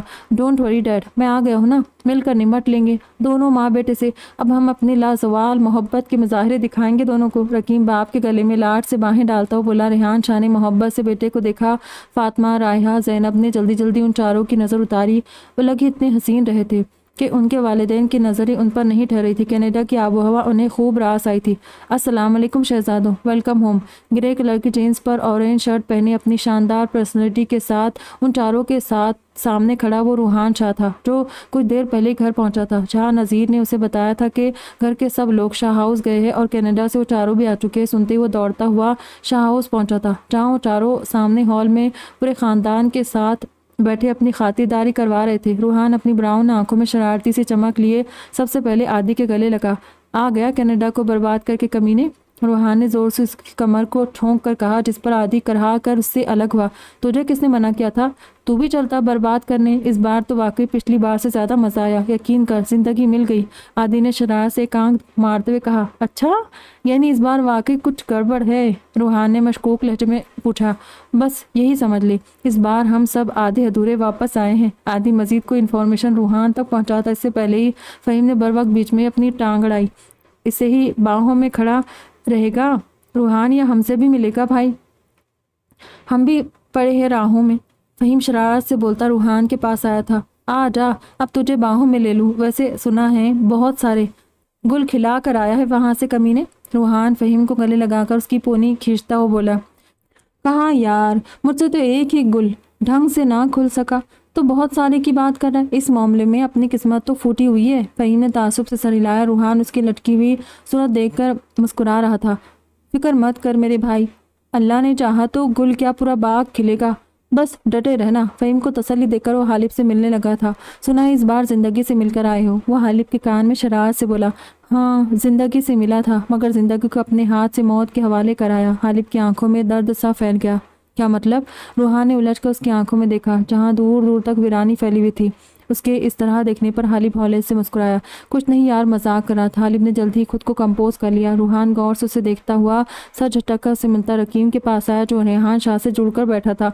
और mister Rakim Shah, welcome back to home buddy. कैसा लगा इस बार मेरे बिना? रूहान ने मुस्कुराते रकीम का हाथ पकड़कर खींचा। खुद भी मुस्कुराते हुए आंखें मीचते हुए उसके गले लगा। कितना मिस किया था उसने अपने भाई को। बहुत मिस किया था यार तुझे। पहली बार तुझसे अलग होकर कहीं गया था। तेरी कमी बहुत शिद्दत से महसूस हुई थी। रकीम का हाल भी रूहान जैसा ही था। उसने इसलिए वो उसके गले लगते हुए जज्बाती हो गया था। वो और रूहान भाई कम दोस्त ज़्यादा थे। बचपन से हर जगह साथ साथ होते थे। स्कूल से कॉलेज यूनिवर्सिटी तक अलग अलग डिपार्टमेंट्स होने के बाद भी हमेशा साथ पाए जाते थे। उनके करीबी लोगों के सिवा बहुत कम लोग उनमें फ़र्क पाते थे। उन दोनों की संगत एक दूसरे के लिए लाजिम व मलजूम होती थी। अब जबकि वो दोनों एक दूसरे से अलग हुए थे तो रकीम तो उन तीनों के साथ फिर भी बहला हुआ था, मगर रूहान अकेला हो गया था। इसलिए वो रकीम को शिद्दत से मिस कर रहा था। मुझसे ज़्यादा मिस नहीं किया होगा तूने। तभी वहाँ आराम से था, आने को राज़ी नहीं हो रहा था। वहाँ ऐसी कौन सी मसरूफियत मिल गई थी जो तूने वापस आने में इतना वक्त लगा दिया? क्या कुछ ऐसा है जो मुझे बहुत पहले जानना चाहिए था मगर तूने मुझे अब तक नहीं बताया? रूहान ने जांचती नज़रों से रकीम को देखा था। सब बताऊंगा यार, ज़रा सांस तो लेने दे। तुझसे छुपा कर कहाँ जाऊंगा? सबसे ज़्यादा तेरी ही हेल्प चाहिए मुझे। रूहान के मशकूक अंदाज में घूरने पर रकीम ने सफाई दी थी, जिस पर वह इस बात में सरहिलाता हुआ रेहान शाह की तरफ मुतवज्जह हो गया, जो सोफे पर बैठे दोनों भाइयों को एक दूसरे से सरगोशियां करते हुए देख रहे थे, और रकीम को साथ लिए उनके साथ जाकर बैठ गया। मुबारक हो डैड, आपका बेटा आ गया, अब तो खुश? रूहान ने अपने और रकीम के बीच सोफे पर बैठे बाप से पूछा। बहुत खुश हूँ डॉक्टर साहब, अब मेरा पुत्र आ गया है ना, तुम माँ बेटे को अब अच्छा सबक सिखाऊंगा। रूहान को धमकाते बोले, जिस पर वो और रकीम हंस पड़े थे। थोड़ी देर बाद बाकी भाइयों के आने के बाद वो चारों अपने इतने लंबे सफ़र की थकान भुलाए उनके साथ बातों में मशगूल हो गए। सबके साथ हंसते हुए बातें करते हुए अपनी फैमिली का अपने लिए वालिहाना प्यार दिख रहे थे। वो अपने वालिदैन अपनी फैमिली के कितने इम्पोर्टेंट थे उसका अंदाज़ा उन्हें आज बखूबी हो गया था। ममा, सफ़ीन को होश आया? आयशा खुशी से कांपती आवाज़ में हाला को फ़ोन पर बता रही थी। सच, या अल्लाह, तेरा लाख लाख शुक्र है। आयशा, उसने तुमसे कोई बात की, कुछ बताया उस बारे में? ये सब किसने किया? हाला ने रोते हुए कहा। नो ममा, वो कुछ नहीं बोल रही। इनफैक्ट होश में आने के बाद भी उसने मुझसे कोई बात नहीं की, ना ही कुछ रिएक्ट किया, बस आंखें बंद किए खामोश पड़ी रही। पापा से भी कोई बात नहीं कर रही। आयशा ने अफसरदगी से माँ को बताया। वो और जोहेब मुराद रात को सफ़ीन के पास हॉस्पिटल में रुके थे। बाकी सबको उन्होंने ज़बरदस्ती जैद साहब के साथ घर भेज दिया था। ठीक है, मैं बस निकल रही हूँ। महरूसा और सनम को भी लेती आऊँगी। दोनों रात से बहन के लिए बहुत दुखी है, और तुम दोनों का नाश्ता भी ला रही हूँ। आज मैं रुकूंगी सफ़ीन के पास, तुम और जोहेब घर आकर रेस्ट कर लेना, ओके? वो अपने आंसुओं को पोंछती हुई बोली। Okay mom, bye. Ayesha call disconnect करके दोबारा अंदर सफ़ीन के रूम में चली गई, जहाँ वो पहले वाली पोजीशन में वैसे ही आंखें बंद के लेटी हुई थी, और जोहेब साहब उसके पास बैठे उसको बहती आंखों के साथ देखे जा रहे थे। आयशा ने उनके पास खड़े होते हुए उनके कंधे पर हाथ रखा। आयशा, मेरी सफ़ीन अपने पापा से नाराज़ है। देखो, बात ही नहीं कर रही है मुझसे। इससे बोलो ना कि मुझसे एक बार तो बात करे। मुझे उसकी आवाज़ सुननी है, प्लीज़। जोहेब मुराद कल से बच्चों की तरह बात बात पर रोए जा रहे थे। अभी आयशा का हाथ थाम कर सिसकने लगे। आयशा ने दुख से उन्हें देखा, जबकि बेड पर लेटी मुख्तलिफ नलकियों में जकड़ी सफ़ीन हुनूस आंखें बंद किए पड़ी थी। पापा, हौसला करें। आप ही तो मुझे सिखाया था कि रोने वाले लोग कमज़ोर होते हैं, और कमज़ोर लोगों को ये दुनिया वाले जीने नहीं देते। आप इस तरह टूट जाएंगे तो हमारा क्या होगा? ममा, सनम, महरूसा और सबसे बढ़कर सफ़ीन को कौन संभालेगा? वक्त मुश्किल ज़रूर है, मगर कट जाएगा। सफ़ीन को देखो, उसकी तरफ ध्यान दे। वो दिमागी तौर पर स्टेबल नहीं है अभी। प्लीज़ उसे कुछ वक्त दे। डॉक्टर ने कहा है ना, वो धीरे धीरे इम्प्रूव करने लगेगी। आप प्लीज़ संभालें खुद को। अभी ममा भी आने वाली है, वो आपको ऐसे देखेगी तो और परेशान हो जाएगी। आयशा ने जोहेब साहब को समझाया। उन्होंने भी इस बात में सर हिलाते हुए अपने आंसू साफ किया और उठ खड़े हुए। थैंक्स आयशा, तुम्हें पता है तुम अपने पापा की बहुत हिम्मत वाली बेटी हो। मुझे हौसला देने के लिए thanks. I am proud of you बेटा, जोहेब साहब ने आयशा की पेशानी चूमते हुए कहा, जिस पर वो आसूदगी से मुस्कुरा दी। फिर वो एक नज़र सफ़ीन पर डालकर उसका सर चूमते हुए रूम से बाहर चले गए। आयशा धीरे धीरे चलती सफ़ीन के सिनाने आकर खड़ी हुई, और उसने चुपके से सफ़ीन की आंख के किनारों से बहते आंसू साफ किए थे। मुझे पता है तुम सब सुन रही हो, मगर मैं अभी तुमसे कुछ नहीं पूछूंगी। बस इतना करना कि मम्मा महरू और सनम के सामने भी खुद को बिखरने मत देना। वो कल से वैसे ही बहुत दुखी है, उन्हें और तकलीफ मत देना प्लीज़। और हाँ, एक बात याद रखना, मैं हमेशा तुम्हारे साथ हूँ। जो भी तुम्हारी इस हालत का जिम्मेदार है ना, उसे मैं कब्र से भी ढूंढ कर ले आऊँगी तुम्हारे सामने, ये वादा है मेरा तुमसे। आयशा उसके ड्रिप लगे हाथों को थपथपाते बोली और सफ़ीन के लबों पर एक बेनाम सिसकी दम तोड़ कर रह गई। अपने बेडरूम में दाखिल होते हालिब ने गहरी सांस ली। वो वापस आ गया था अपने घर, अपनी फैमिली के पास। कितना मिस किया था उसने अपने घर को। सबसे ज़्यादा उसे अपना बेडरूम याद आया था। यूं तो पूरा सावियार हाउस ही बेहद खूबसूरत और वसी था, बिल्कुल किसी महल की तरह, मगर हालिब के रूम की बात ही अलग थी। सावियार हाउस में अगर सबसे खूबसूरत कोई जगह देखने वाली थी तो वह हालिब का बेडरूम था। सावियार साहब ने उसके रूम का इंटीरियर एक मशहूर इटालियन इंटीरियर डिज़ाइनर से करवाया था। रूम का फर्नीचर, पेंट, पर्दे, शो पीसेस, पेंटिंग्स, कीमती कालीन, हर चीज़ बैरून ममालिक से एक आला मेयार की मंगाई गई थी। पूरे घर में सबसे तमाम आसाइशों से नहायत खूबसूरत, पुरसुकून और कशादा कमरा उसी का था। हाशिम की उसके रूम पर अक्सर नीयत खराब होती थी, जिस पर वो भड़क कर बाप को सगे सौतेले का फ़र्क गिनवाने बैठ जाता था। मगर जावियार साहब भी उसके बाप थे। वो अपने शहजादे के ख्वाबगाह पर किसी की बुरी निगाह बर्दाश्त नहीं कर सकते थे, इसलिए वो हाशिम को बड़े प्यार से साइड में बिठाकर उसके खुफिया कारनामों, ऑफिस की आड़ में दोस्तों के साथ पार्टी, घूमना फिरना, बीवी को बेवकूफ़ बनाना, उसके बनाए खानों की दूसरों के सामने बुराई और मुंह पर तारीफ वगैरह की पोल खोलने की धमकी देकर शांत कर दिया करते थे। कुछ देर पहले ही सब लोग शाह हाउस से अपने अपने घरों पर सोने गए थे। सुबह सबको अपने ऑफिसर जॉब के लिए निकलना था। अब भी आधी से ज़्यादा रात तो गुजर ही चुकी थी। वो बहुत ज़्यादा थका हुआ था, मगर फिर भी नींद उसकी आंखों से कोसों दूर थी। कल रात फ्लाइट में भी वो पूरे सफ़र में जागता आया था और अब भी नींद का दूर दूर तक कोई पता नहीं था। चेंज करके वो अपने नरम आरामदा बिस्तर पर लेट गया। अभी उसने अपनी खूबसूरत गहरी आंखें बंद ही की थी कि आंसुओं से लब भरी दोहरी झील सी आंखें उसके जहन के पर्दे पर लहराई थी। मेरा नाम सफ़ीन मुराद है, मैं यही हैमिल्टन में रहती हूँ। मैं आपको डिनर पर इनवाइट करने आई थी। नहीं, मैं आपसे नाराज़ नहीं हूँ। आप माफ़ी ना भी मांगते तब भी मेरा दिल आपके मामले में बहुत फयाज है। यह आपके लिए मुझसे बहुत बेवफाई करता है। आपको देखते ही ये फ़ौरन मुझे धोखे से आपकी तरफ हो जाता है। आपने खुद को इतनी अजियत क्यों दी हालिब? हालिब प्लीज़, आप मुझे तकलीफ़ दे रहे। शर्म आ रही है मुझे खुद पर कि मैंने आपसे मोहब्बत की। प्लीज़ मुझे छोड़ दे, मुझे माफ़ कर दे। क्यों कर रहे हैं आप मेरे साथ ऐसा? आप तो मुझसे प्यार करते थे ना? हालिब ऐसा मत करे, मेरे पापा जिंदा दरगोर हो जाएंगे। मेरे हालिब, मुझे छोड़ दे, जाने दे मुझे। सफ़ीन के मुख्तलिफ मौक़ों पर बोले गए जुमले हालिब की समातों को चीरने लगे। सफ़ीन के साथ पहली मुलाकात से लेकर आखिरी बार मिलने तक उसके मुख्तलिफ रूप हालिब की बंद आँखों के पीछे घूम रहे थे। उनकी मुलाकातें, उनके दरमियान हुई बातें, उस लड़की का हंसना मुस्कुराना, उसका रोना, उसकी मनमोहनी सी सूरत, उसके साथ बताया गया एक एक लम्हा हालिब की बंद आंखों के पीछे किसी फिल्म की तरह चल रहा था। उसने सफ़ीन की अपने लिए शदीद मोहब्बत भी देखी थी, उसके बाद उसका धोखा भी। उसने सफ़ीन के लिए अपना इश्क भी देखा था और बाद में अपना जुनून भी, वो जुनून जिसने उसका कांच सी नाजुक लड़की को बिखेर कर रख दिया। आखिरी मुलाकात में सफ़ीन का वो टूटा बिखरा रूप याद करके एक बेनाम सा आंसू उसकी आंख के कोने से निकला था और बहता हुआ उसके बालों में गुम हो गया था। मेरी सफ़ीन, मेरी जान, माफ़ कर दो मुझे प्लीज़। I am sorry. माफ़ कर दो अपने हालिब को। सफ़ीन को दिए इस दर्द को याद करते हुए आंखें मूंदे करब से बोला था। फिर झटके से अपनी जगह से उठ खड़ा हुआ और तेज़ी से रूम का गेट खोलता बाहर निकला। सर पर एक बार फिर से जुनून सवार हो गया। पूरा घर इस वक्त अंधेरे में डूबा हुआ था। सब लोग अपने अपने रूम्स में सोने जा चुके थे। उसका रुख किचन की तरफ था। किचन में पहुँच लाइट जलाती हुई तेज़ी से नाइफ स्टैंड तक पहुँचा और स्टैंड से एक तेज़ धार नाइफ खींच कर निकाली। फिर उसने शर्ट के बटन खोलकर शर्ट को जिस्म से जुदा किया और हाथ में थामी नाइफ से जिस्म के मुख्तलिफ हिस्सों पर कट लगाने शुरू कर दिए। बाजुओं पर, सीने पर, कमर पर, कंधे पर बेरहमी से कट लगाता हुआ इंतहाई जुनूनी लग रहा था।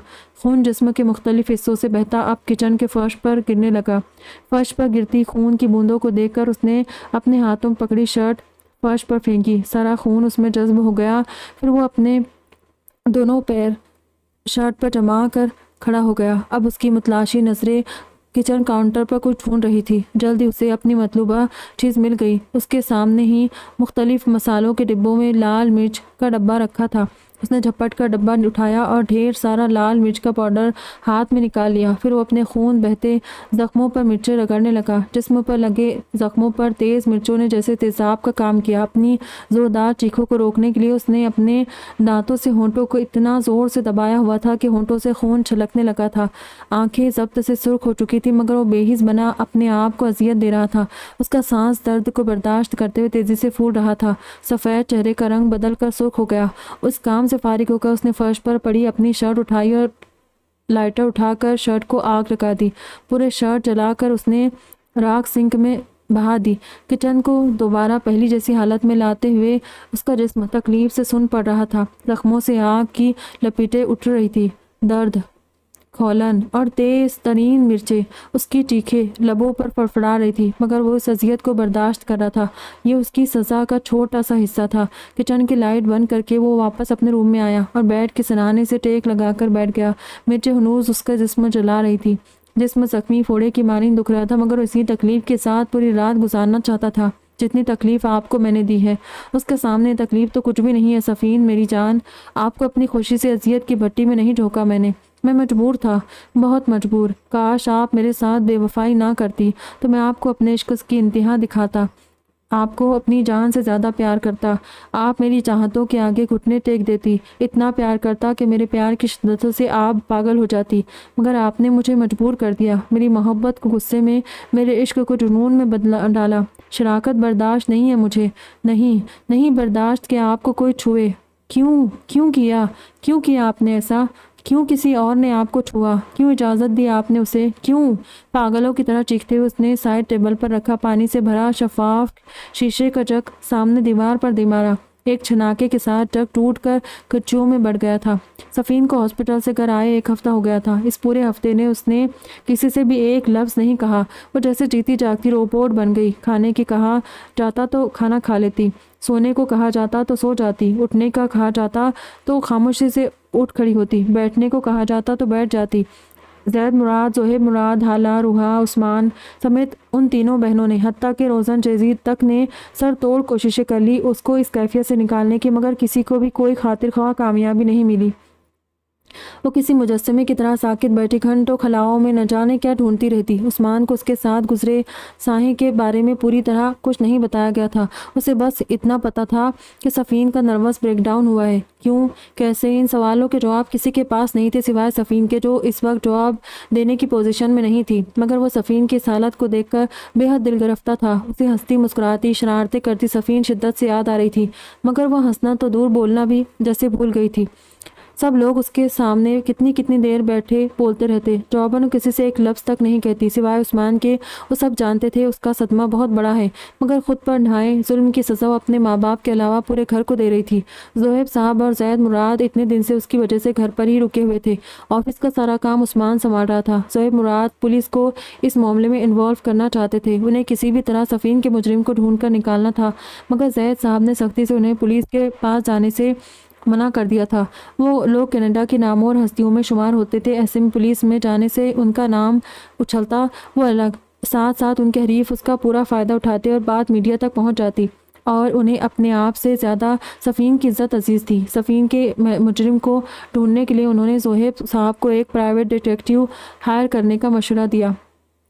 जैद साहब की बात ठीक थी, इसलिए जोहेब मुराद खामोश हो गए थे।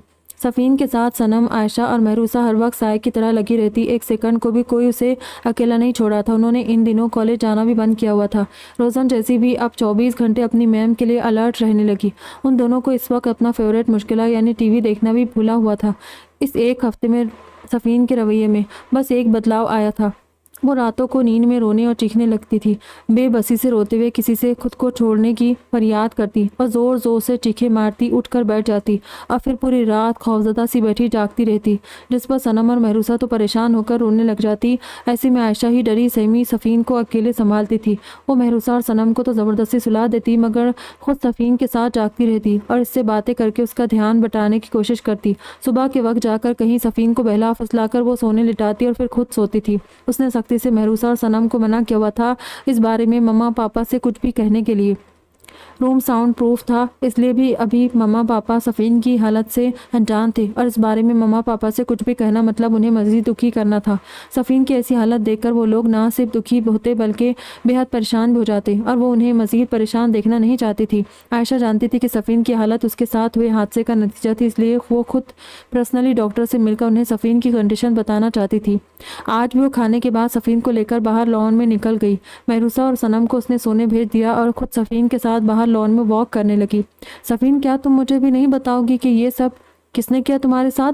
मम्मा पापा, हम सब तुम्हारी जैसी अजियत बर्दाश्त कर रहे हैं, तिल तिल करके मर रहे। बताओ सफ़ीन, किसने किया ये सब? आयशा ने अपने साथ खामोशी से चलती सफ़ीन का हाथ थाम कर कहा, जब रुक कर नीचे बिछे घास के फर्श को घूर रही थी। सफ़ीन, खामोशी तुम्हारे दुख का इलाज नहीं है। तुम्हारी ये खामोशी तुम्हारे मुजरिम को और ढील दे रही है। यहाँ तुम इतनी अजियत में हो और वो शख्स बेफिक्री से आज़ाद खुला घूम रहा है। मुझे बताओ मेरी बहन, कौन था वो? कौन था जिसके सामने तुम इतनी बेबस हो गई कि अपना बचाव तक ना कर सकी? कौन इतना ब्रेव इंसान था जो तुम जैसी मार्शल आर्ट ट्रेंड लड़की के साथ ऐसा सलूक कर गया?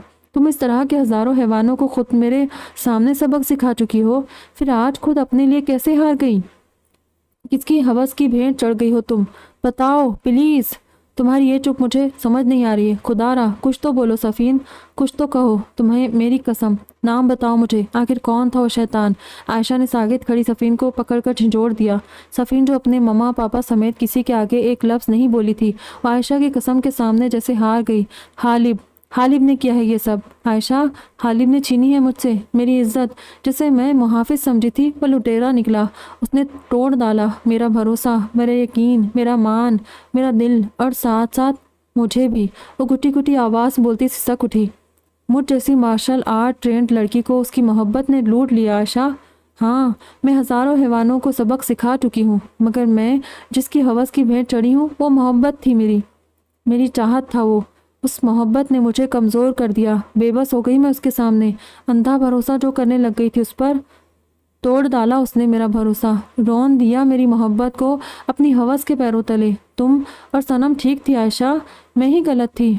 शुरू से ही मैं ही गलत थी। मैंने किसी अनजान अजनबी शख्स पर इतनी शिद्दतें आश्कार कर दी थी।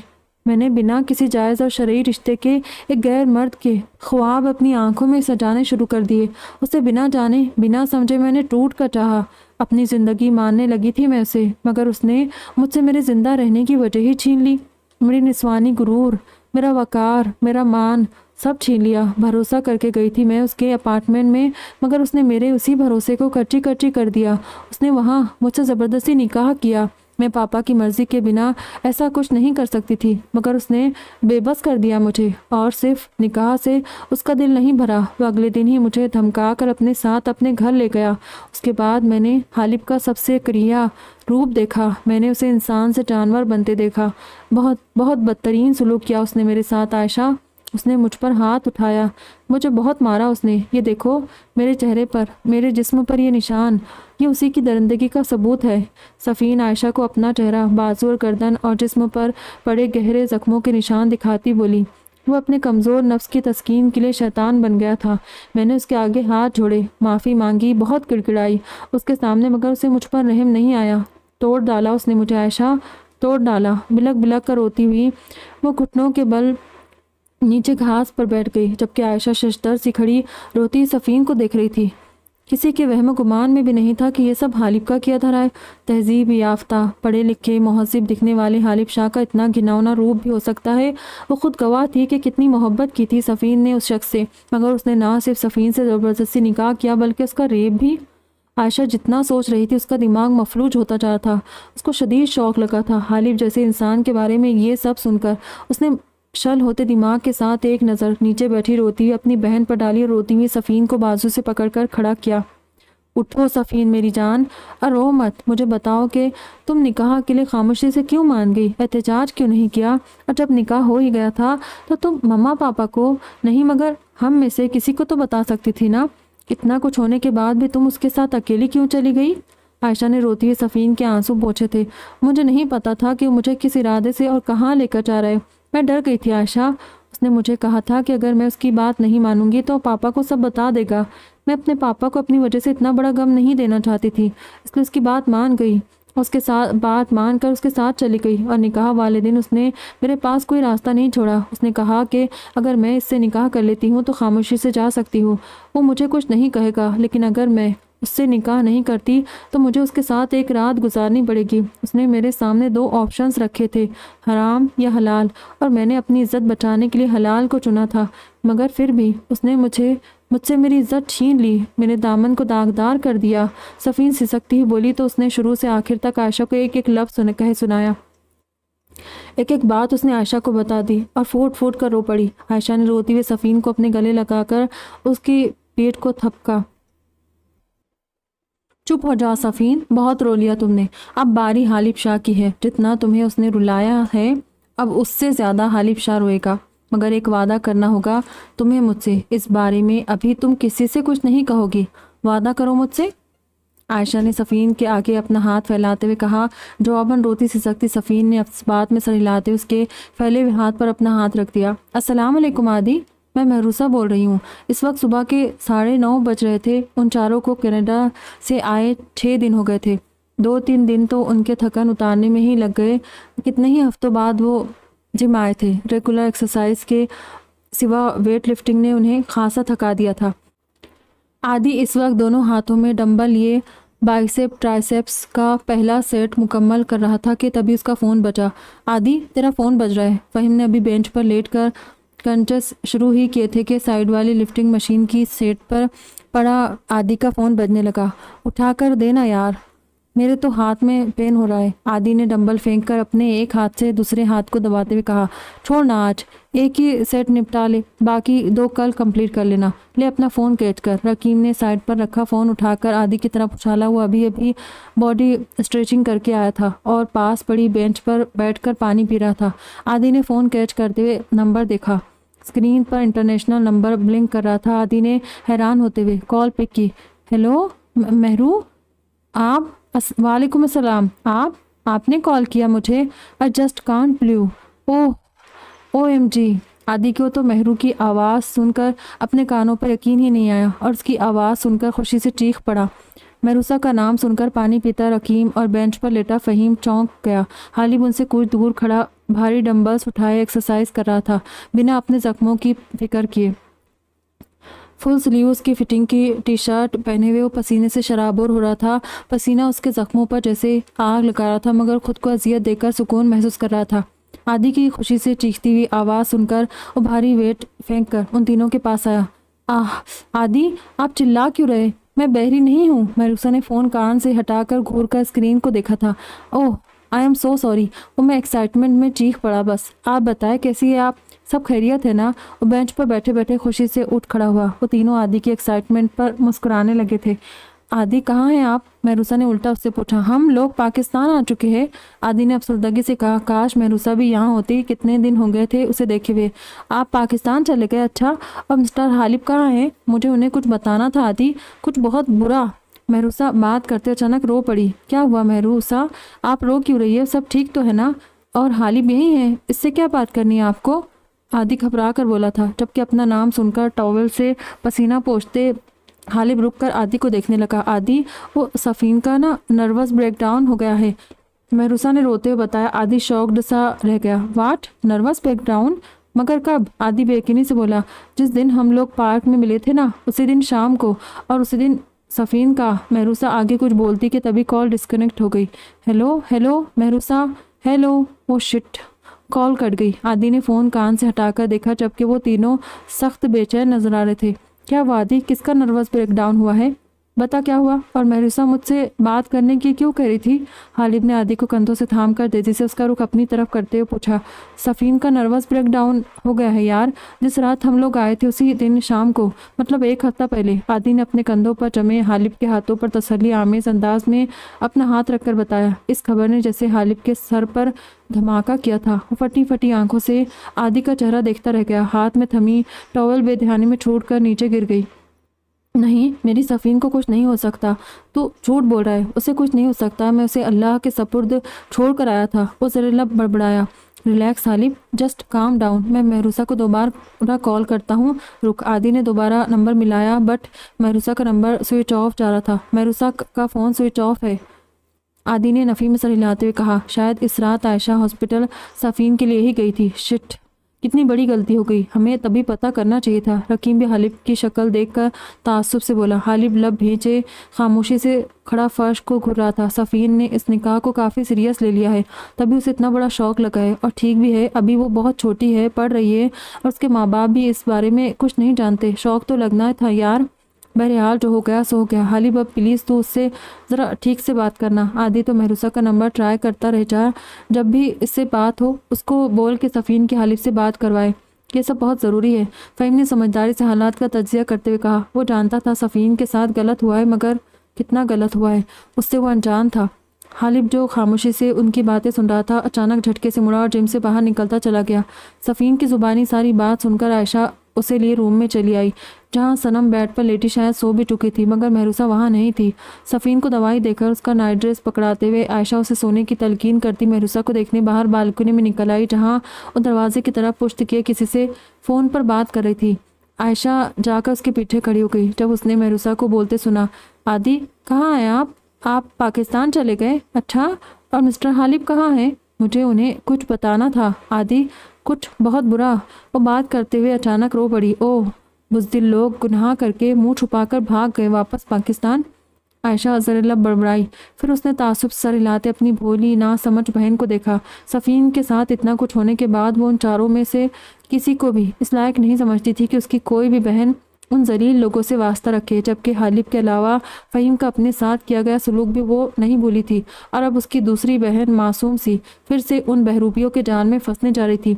आदि, वो सफ़ीन का नर्वस ब्रेकडाउन हो गया है। महरूसा के आंसू आयशा की बर्दाश्त अब ख़त्म होती जा रही थी, और महरूसा फिर से उसके अगले जुमलों ने तो उसका दिमाग जैसे भग से उड़ा दिया। वो आदि को कह रही थी, जिस दिन हम लोग पार्क में मिले थे ना, उसी दिन शाम को, और उसी दिन सफ़ीन का। आयशा ने उसकी बात मुकम्मल होने से पहले ही झट से झपट कर महरूसा के हाथ से फ़ोन छीना था और कॉल डिस्कनेक्ट करके फ़ोन स्विच ऑफ कर दिया। आयशा का दिल किया खींच कर एक थप्पड़ महरूसा को लगाए, जो बिना किसी को बताए आदि से बाहर पार्क मिलने चली गई थी। यानी वो 16 साल लड़की अब इतनी बड़ी हो गई थी कि किसी लड़के के साथ बाहर मुलाकातें करती फिर रही थी। आयशा से ये बात हजम ही नहीं हुई। उसने अपने सामने हैरान परेशान खड़ी महरूसा को गुस्से से घूर कर देखा, जो उसकी अचानक आमद से एकदम खायफ हो गई। कब से चल रहा है ये सब बातचीत का सिलसिला? और तुम इतनी आज़ाद कब से हो गई कि किसी को बिना बताए एक अजनबी लड़के से पार्क में मिलने चली गई? बताओ, क्या है ये सब? आयशा ने कड़े तेवरों से पूछा। आयशा, ऐसा कुछ नहीं है। मैंने आज पहली बार बात की है आदि से, वो भी सिर्फ सफ़ीन की हालत के बारे में हालिब को बताना था, और मैं किसी से मिलने कहीं नहीं गई। आदि मेरे स्कूल आए थे मुझसे मिलने और मुझसे कुछ बात करना चाहते थे, तभी उन्होंने मुझे अपना कॉन्टैक्ट नंबर दिया था। तुम्हें यकीन नहीं तो मेरा फ़ोन चेक करके देख लो, मैंने आज पहली बार कॉल किया है। महरूसा ने सहमे हुए लहजे में अटकते हुए वजाहत दी और अपने बेसाख्ता उमड़ने वाले आंसू साफ करने लगी। आयशा ने जांचती नज़रों से अपनी छोटी बहन को देखा। इस वक्त किसी भी किस्म की हमदर्दी जताकर महरूसा को रियायत देने के मूड में नहीं थी। ओके, मुझे यकीन है तुम पर, फ़ोन चेक करने की ज़रूरत नहीं है, मगर आज के बाद तुम हालिब, आदि, उस फ़हीम दुर्रानी या रकीम शाह से किसी किस्म का रब्ता नहीं रखोगी। ये बात याद रखना, मैं तुम्हारे फ़ोन से ये नंबर डिलीट कर रही हूँ, और जहाँ कहीं भी तुमने ये नंबर लिखा हुआ है मुझे दो, ताकि मैं उसको ज़ाया कर दूँ। और तुम भी ये बात जहन में रखना कि वो चारों लड़के हमारे लिए कतई अजनबी है, और अजनबी लोगों पर आंखें बंद करके यकीन नहीं करना चाहिए। अब जाओ, मुझे नंबर ला कर दो, और भूल जाओ उन लोगों को। उन्होंने तुम पर एक एहसान किया था, बदले में हमने भी उन्हें इज्जत दी, उनका मान बढ़ाया, घर बुलाया, उनकी तकरीम की। मेरे ख्याल में बस इतना करना काफ़ी है। इससे आगे हमें उनसे किसी किस्म का कोई मेलजोल नहीं बढ़ाना है। ओके? आयशा ने कदरे सख्ती से कहा, जिस पर महरूसा ने मुंह बसोर कर उसे देखा और मरे मरे कदमों से चलती अंदर चली गई। आयशा ने किसी मसलहत के तहत महरूसा और सनम को हालिब और सफ़ीन के बारे में फ़िलहाल कुछ भी ना बताने का फ़ैसला किया था, क्योंकि वो दोनों सिर्फ रोने धोने और घबराने में एक्सपर्ट थी, और महरूसा तो कुछ ज़्यादा ही सादा और मासूम थी। आयशा नहीं चाहती थी कि उसकी बेवकूफ़ सी बहन हालिब या उसके दोस्तों को सब कुछ बताकर पहले से अलर्ट कर दे। उसने हाथ में थामे महरूसा के फ़ोन को ऑन किया। फ़ोन ऑन होते उसने डायल कॉल्स में से आदि का नंबर अपने फ़ोन में सेव करके महरूसा के फ़ोन से नंबर डिलीट किया और आगे का लाहे अमल सोचने लगी। उसे अब जल्दी से जल्दी हालिब शाह तक पहुँचकर उसका मकरूर चेहरा सबके सामने बेनकाब करना था। वो अपनी बहन से ज़्यादा अब हालिब शाह को दर्द देना चाहती थी। उसे सफ़ीन के सारे जख्मों का सूद समेत हालिब शाह से हिसाब लेना था। सफ़ीन का नर्वस ब्रेकडाउन हो गया है यार। उसे आदि की आवाज़ किसी पिघले हुए शीशे की तरह कानों में उतरती महसूस हो रही थी। कोई घंटा भर से वो शॉवर को फुल स्पीड में खोले हुए दीवार पर अपने दोनों हाथ टिकाए खड़ा नहा रहा था। उसकी आंखों से निकलने वाले आंसू भी पानी की रवानी के साथ मिलकर बहते जा रहे थे। सफ़ीन के साथ उसने जो कुछ किया था उसका एहसास तो उसे अपना गुस्सा उतारने के फ़ौरन बाद से होना शुरू हो गया था, मगर यहाँ आने के बाद तो यह एहसास शदीद तरीन हो गया था। 1 हफ्ता हो गया था उसे सफ़ीन को देखे। उसे ज़रा सा भी अंदाज़ा नहीं था कि उसके बगैर वो इतना ज़्यादा तड़पेगा। यहाँ आने के बाद तो वो उसके हिज्र में पल पल मर रहा था, और अब उसके नर्वस ब्रेकडाउन के बारे में सुनकर तो उसके दिल को 1 मिनट के लिए भी करार नहीं आ रहा था। उस लड़की की तकलीफ, उसका दर्द हालिब को सफ़ीन जितनी ही अजियत दे रहा था। उसने सोच लिया था अब कुछ भी हो जाए वो दोबारा कनाडा जाएगा और मिस्टर मुराद और डैड से बात करके बड़ी शान और शौकत के साथ अपनी सफ़ीन को अपनी ज़िंदगी को बिहा कर अपने साथ ले आएगा, और अपनी आंखों के सामने उसका सारा दर्द, उसके सारे आंसू अपने होठों से चुन लेगा, उसकी हर अजियत का मदावा करेगा, उसके लबों को दोबारा हंसी से आशना कर देगा। यही सब सोचते हुए वो एक नए उज़्म के साथ बाथरूम से बाहर आया। सामने वो तीनों उसके रूम में मौजूद थे। वो एक नज़र उन्हें देखता बाथरूम के बंद बांधता ड्रेसिंग रूम की तरफ बढ़ गया और चेंज करके कुछ ही देर में बाहर आया, जबकि वो तीनों अभी शायद नहाए भी नहीं थे। जिम से सीधा हालिब के पीछे पीछे उसके रूम में आ गए थे। मैं दोबारा कनाडा जा रहा हूँ 1-2 दिन में। सोफे पर बैठते उसने बड़े सुकून से कहा। वो तीनों उसके अचानक बम फोड़ने पर उछल पड़े। तू पागल हो गया है? दोबारा कनाडा जाएगा? क्यों? किस लिए? वहाँ जाकर मिस्टर मुराद से जूते खाने के लिए? फ़हीम भड़क कर बोला। हालिब देख, सफ़ीन के साथ जो हुआ उससे साफ ज़ाहिर है वो बहुत दुखी है, और उसने अपनी फैमिली को भी अब तक सब कुछ बता दिया होगा इस बारे में। ऐसे में वो लोग चुप नहीं बैठेंगे, ज़रूर कोई एक्शन लेंगे। तो वहाँ जाकर खुद क्यों भीड़ों के छत्ते में हाथ डाल रहा है? जो तूने करना था कर लिया। इससे पहले कि वो लोग कोई रिएक्शन दे तो बड़े पापा को एतमाद मिले, उनसे सब क्लियर कर। वो मिस्टर मुराद से खुद बात कर लेंगे तेरे रिश्ते की। बड़े पापा तुझसे बहुत प्यार करते हैं, आई एम श्योर वो इस मामले में तेरी पूरी हेल्प करेंगे। सब कुछ सीधे तरीके से हो जाएगा हालिब, बस तू सब्र और तहम्मुल से काम ले। वो अपनी इस जिद, अकड़, गुस्से और जुनून को कुछ वक्त के लिए लपेट कर एक साइड पर रख दे। रकीम ने उसे सीधा सा हल बताया। हालिब की पुरसोच नजरें उसके चेहरे पर जमी हुई थी। रकीम ठीक कह रहा है हालिब, पहले ही काफ़ी कुछ गलत कर गया है तू। अब गुस्से और जज्बात से काम लेने का वक्त नहीं है। बड़े पापा को बता दे तो इस बारे में, यही ठीक रहेगा। और सफ़ीन से भी कॉल करके बात कर। उसका सेल फ़ोन तेरे पास है ना? उसे ऑन करके उसकी तीनों बहनों का नंबर होगा उसमें, तो उनमें से किसी को कॉल करके सफ़ीन से बात कर ले। वो तुझसे बहुत मोहब्बत करती है, आसानी से माफ़ कर देगी और तेरा साथ भी देगी। आदि ने भी उसे अपने तौर पर समझाया। सफ़ीन का सेल, हाँ उसका सेल भी तो मेरे पास है, इससे बहुत सी चीज़ें क्लियर हो जाएगी। सोचते उसने इस्बात में सरिलाया। वो उन तीनों की बात मान गया था। ठीक है, मैं डैड से बात करता हूँ, मगर उससे पहले मैं सफ़ीन से बात करूँगा। मुझे उससे बहुत कुछ कहना है, बहुत सी चीज़ों की वजाहत मांगनी है और अपने अमल की भी माफ़ी मांगनी है। वो गहरी सांस खींचते हुए बोला। उसके तीनों दोस्त वाकई उसके लिए किसी नेमत से कम नहीं थे। वैसे वो तीनों चाहे कितने ही कमीने हो, मगर बुरे वक्त में वो हमेशा उसके बेहतरीन गमगसार साबित हुए थे। इस वक्त भी उन्होंने उसे सही मशवरा दिया था, जिससे हालिब काफ़ी रिलैक्स हो गया था। उसके तने हुए आसाब ढीले पड़े थे। उसने एक नज़र उन तीनों को देखा। अब आप तीनों शराफत से दफ़ा हो जाए मेरे रूम से। इतनी गंदी हालतों में आए हो, पूरे कमरे में पसीने की स्मेल बस गई है। यक थू। शरारत से बोलता हुआ उन तीनों की घुड़ियों को नज़रअंदाज करके इलेक्ट्रिक रूम फ्रेशनर का स्विच ऑन करने लगा था। मिनटों में रूम जैस्मीन और रोजेस की फ्रेश खुशबू से महकने लगा था। अच्छा चल भाई रकीम, आदि अपने शहजादे को स्मेल आ रही है, उसके रूम से बाहर चलते हैं। फ़हीम आंखों से आदि और रकीम को इशारा करता हुआ बोला। वो दोनों उसका इशारा समझते पीठ मोड़े खड़े हालिब के तरफ बड़े थे। हमला! उनकी आवाज़ सुनकर हालिब ने जैसे ही अपना रुख उनकी तरफ किया, वो दौड़ते हुए एक साथ उसे झप्पी डाल गए और हालिब की साफ सुथरी हालत का दोबारा से सत्यानाश कर दिया था। रात का आखिरी पहर शुरू हो चुका था, मगर उसकी आंखों से नींद कोसों दूर थी। आयशा उससे बातें करते हुए न जाने कब सो चुकी थी। आयशा के बराबर में ही वो सुकड़ सिमट कर सोई हुई सनम से ने मजबूती से महरूसा का हाथ थाम रखा था, जबकि महरूसा का सर और हाथ का हिस्सा सनम की तरफ था। टांगे बेड के किनारे नीचे की तरफ लटक रही थी। वो शुरू से ऐसे ही सोती थी, बहुत गहरी नींद में, बिल्कुल बिखर और बेतरतीब। सोते हुए अपनी लातों का भी खूब इस्तेमाल करती थी। उसकी ज़ोर ज़ोर से चलती लातों का शिकार सनम के अलावा आयशा और सबसे ज़्यादा सफ़ीन हुआ करती थी। इसीलिए सफ़ीन ने उसे सज़ा के तौर पर तिरछा रुख सुलाना शुरू कर दिया था, क्योंकि आयशा और सनम तो उसकी सोते हुए दौड़ने की आदत से पनाह मांगती हुई अलग हो जाती थी, मगर सफ़ीन हमेशा पकड़ी जाती थी और उसे महरूसा के साथ सोना पड़ता था। आयशा अक्सर महरूसा को उसी बात पर यह कहकर डराती कि तुम ढंग से सोना शुरू कर दो, वरना शादी के बाद अपनी इन दौलतियों से शोहर का भरकस निकाल दोगी। वो बेचारे शरीफ हुआ तो बर्दाश्त कर लेगा, और जो कोई जल्लाद सिफत का शख्स मिल गया तो ना सिर्फ उसे अपने बेड से उतार फेंकेगा, बल्कि उसे रात भर या तो सोफे पर सोना पड़ेगा या फर्श पर, या फिर हो सकता है पूरी रात स्टिल बैठ कर जागने की सज़ा भी भुगतनी पड़े। महरूसा उसी बात से खौफजदा होकर प्रॉमिस करती थी कि अब वो ध्यान से सोएगी और लाते तो बिल्कुल नहीं चलाएगी, क्योंकि उसे अपनी बेहोशी वाली नींद बहुत अजीज़ थी, जिसकी कुर्बानी वो किसी के लिए भी नहीं दे सकती थी। मगर रात को फिर से सोते हुए वो अपने सारे प्रॉमिसेस भूल कर ज़ोर ज़ोर से लाते मारना शुरू कर देती। नतीजतन सफ़ीन झुंझलाती उठती और पहले उसकी टांगें बैठ के तिरछे रुख पर करती और ख़ुद जाकर पैरों वाली साइड पर सो जाती। अब भी वो पैरों वाली साइड लेटी सोने की कोशिश में थी, मगर नींद का दूर दूर तक शायबा नहीं था। आज उसने मेडिसिन नहीं ली थी, शायद इसीलिए भी उसे नींद नहीं आई थी। अपने बारीक स्टेप्स वाले नाइट सूट पर उसने पास पड़ी रेशमी ऊनी अब्बर शर्ट पहनी और आहिस्ता से उठकर बालकनी में चली आई, जहाँ गेट के बाहर पड़े सिंगल सोफे पर नज़र पड़ती उसके जहन में कुछ दिनों पहले का वो मंजर पूरी तरह से ताज़ा हो गया। यही इसी सोफे पर तो बैठकर कितनी मोहब्बत से मोहवियत से उसे देख रहा था। कितना यादगार लम्हा था वो। उस वक्त सफ़ीन ने उसकी आंखें छलकती वारफ्तगियाँ देखी थी। उन खूबसूरत आंखों में अपने लिए छलकते जज्बे देखे थे, मान देखा था, मोहब्बत देखी थी और इज्जत देखी थी। अपने दिल में बसाया था उसने हालिब शाह को, अपनी सांसों से भी करीब, अपने रगो जान के पास महसूस करने लगी थी वो उसे। फिर क्यों उसके हालिब ने उसका वही दिल नोच कर फेंक दिया जिसमें वो खुद पूरे तमतराक से बराजमान था, कि उसने सफ़ीन की उन सांसों को उस पर तंग कर डाला जिसमें वो खुशबू की तरह बसा हुआ था। क्यों मेरे हालिब क्यों?